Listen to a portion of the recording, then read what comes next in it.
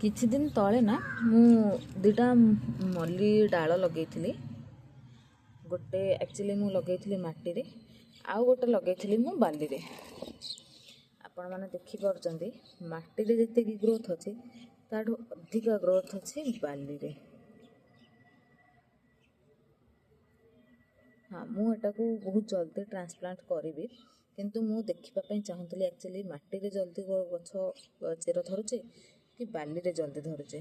ଆପଣମାନେ ଦେଖିପାରୁଥିବେ ବାଲିରେ କେଡ଼େ ସୁନ୍ଦର ଭାବରେ ଉଠିଛି। ହଁ, ୟାର ବାଲିରେ ଯେହେତୁ କିଛି ନ୍ୟୁଟ୍ରିସନ୍ ନାହିଁ, ସେଥିପାଇଁ ଇଏ ଭଲ ସେ ଗ୍ରୋ କରିବନି। ୟାର ପତ୍ରଗୁଡ଼ା ବହୁତ ଛୋଟିଆ ଛୋଟିଆ ହେବ। ମାଟିରେ ଯେହେତୁ ଅଛି, ହଁ ଟିକେ ଡେରିରେ ଗ୍ରୋ କରିବ, କିନ୍ତୁ ବହୁତ ସୁସ୍ଥ, ବହୁତ ହେଲ୍ଦି ହେଇକି ଗଛଟା ହେବ। ମୁଁ ବସ୍ ଦେଖିବା ପାଇଁ ଚାହୁଁଥିଲି। ହଁ, ୟାକୁ ମୁଁ ବହୁତ ଜଲ୍ଦି ଟ୍ରାନ୍ସପ୍ଲାଣ୍ଟ କରିଦେବି ଗୋଟେ ବଡ଼ କୁଣ୍ଡକୁ।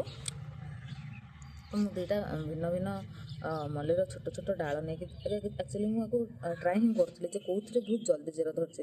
ତ ଆପଣମାନେ ଯାହା ବି କଟିଂ ଲଗାଇବେ, ଫାର୍ଷ୍ଟ ନା ଆପଣ ଏମିତି ବାଲିରେ କିଛି ବାଲିରେ ଆପଣମାନେ ଏମିତି କଟିଂ ଲଗାନ୍ତୁ, ଦେଖିବେ ଗ୍ରୋଟା ଜଲ୍ଦି ହେବ ଆଉ ଜଲ୍ଦି ଜର୍ମିନେଟ୍ ହେବ।